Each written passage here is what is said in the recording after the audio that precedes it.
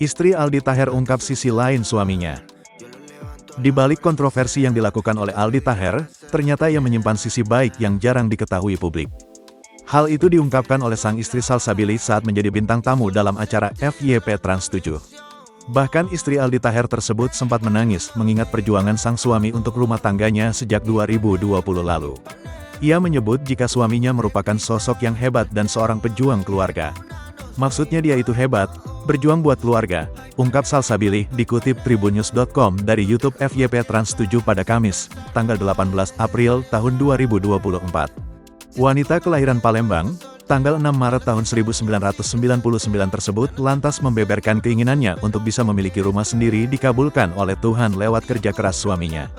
Mudah-mudahan nanti kita punya rumah sendiri ya, nanti isi kamar pelan-pelan. Itu waktu tinggal di rumah mertua. Nggak ngangka dijawab cepat, ucapnya.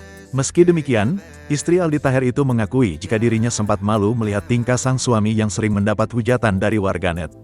Bahkan, tak sedikit warganet yang membanjiri kolom komentar akunnya lantaran sikap Aldi Taher yang kerap membuat kontroversi.